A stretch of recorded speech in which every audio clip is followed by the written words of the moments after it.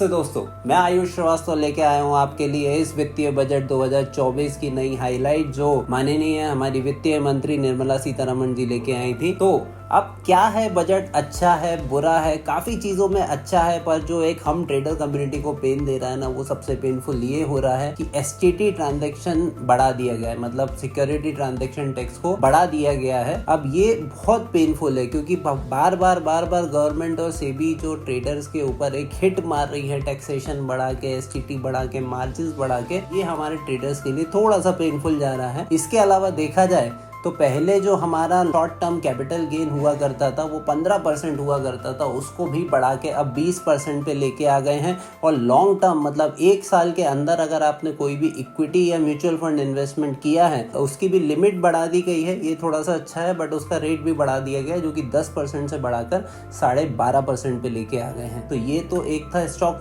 Market से related. अब क्या दिया है टैक्स पेयर्स को बेनिफिट। अब टैक्स पेयर की नई स्कीम लाई गई है, मैं आपको उसमें बताता हूँ, जो 3 लाख तक है।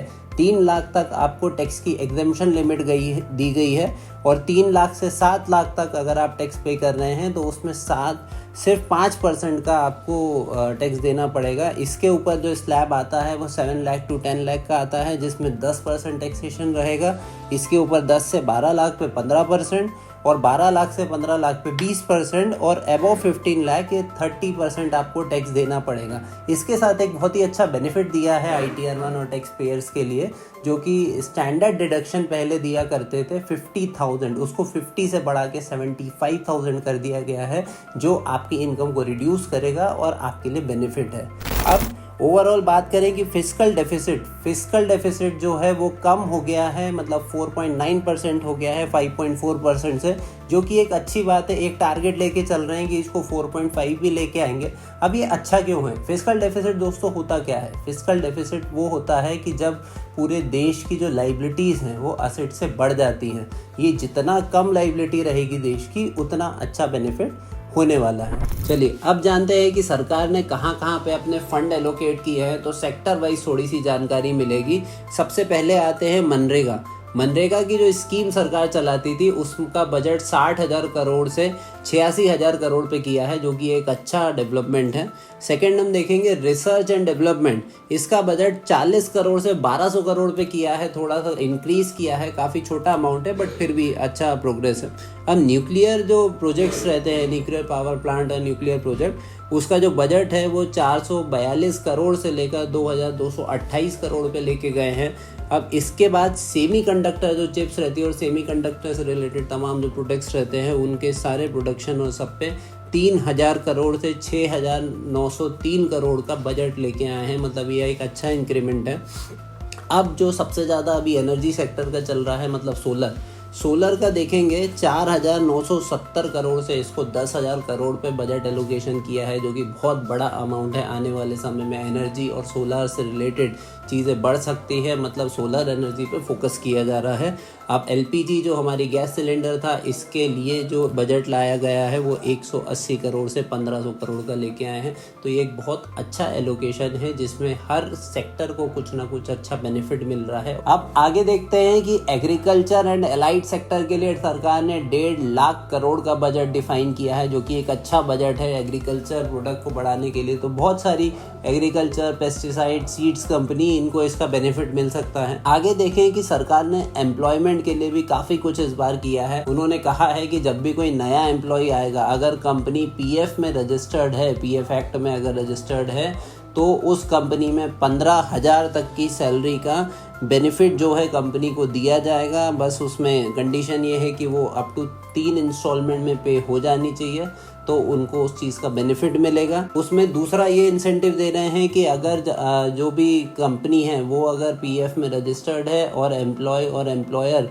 दोनों ही PF भर रहे हैं, उसमें डेडिकेटेडली PF भरा जा रहा है, तो उन कंपनीज को भी उस चीज़ का कंसेशन दिया जाएगा, मतलब एम्प्लॉय और एम्प्लॉयर दोनों को उसका बेनिफिट दिया जाएगा कि कंपनी को उस चीज़ का रिफंड मिलेगा। अब अर्बन डेवलपमेंट के लिए सरकार क्या क्या कर रही है, एक नई बेनिफिट लेके आई है। सरकार की जो भी वुमेन्स रहेंगी, अगर उनके नाम पे कोई भी प्रॉपर्टी या बुक होगी तो उनको स्टैम्प ड्यूटी में कंसेशन मिलने वाला है। इसके अलावा जो स्ट्रीट फूड्स हब्स रहते हैं वो शहरों में बढ़ाए जाएंगे जिससे कि लोगों की वो रिक्वायरमेंट पूरी हो सके।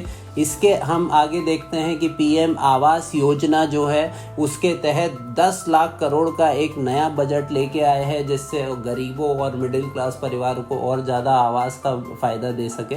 इसके आगे हम देखते हैं कि जो इंफ्रास्ट्रक्चर है, इंफ्रास्ट्रक्चर में एक बड़ा बजट एलोकेट किया है जो अब तक का सबसे बड़ा बजट है जो कि 3.4% ऑफ जीडीपी है, जिसका अमाउंट है 11,11,111 करोड़। जी हाँ, ये जो बजट है इससे ये साफ समझ में आ रहा है कि अब इंफ्रास्ट्रक्चर पर सरकार खासा ही उस पर फोकस करने वाली है ताकि आने वाले इंफ्रास्ट्रक्चर और हमारे टूरिज़्म और सारी चीज़ों को बढ़ावा मिल सके और चीज़ों का डेवलपमेंट हो सके। तो आप उससे रिलेटेड स्टॉक्स पे ज़रूर नज़र रखिए, तो ये लॉन्ग टर्म बेनिफिट आपको ज़रूर देने वाले हैं। अब आखिरी में बात करते हैं कि सरकार ने टूरिज़्म पे क्या फोकस किया है। दोस्तों, सरकार जो है विष्णुपद टेम्पल को बहुत अच्छा डेवलप करने वाली है। इसके अलावा महाबोधि टेम्पल को एक नेशनल इंटरनेशनल लेवल के पिलग्रिम के रूप में डेवलप करने वाली है जो कि एक हमारे देश की बहुत अट्रैक्टिवनेस बढ़ाने वाला है।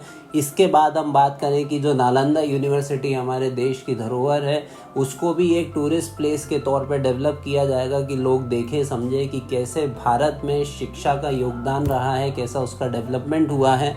इसके बाद उड़ीसा जो है, उड़ीसा के लिए भी बहुत बड़ी प्लानिंग हुई है कि उसकी सीनिक ब्यूटी बढ़ाई जाएगी, वाइल्ड लाइफ सेंचुरीज़ के ऊपर काम किया जाएगा और मोमेंटोज़ और भी उसकी जो भी ब्यूटी है उड़ीसा के ऊपर डेवलपमेंट होगा ताकि वहाँ पे टूरिज़्म का बेनिफिट ज़्यादा मिल सके। तो दोस्तों, ये था इस बार का यूनियन बजट। और अगर आप भी स्टॉक मार्केट में या ट्रेड कर रहे हैं तो इस बार इन सेक्टर के मुताबिक अपनी लॉन्ग टर्म या शॉर्ट टर्म इन्वेस्टमेंट को ज़रूर प्लान करें।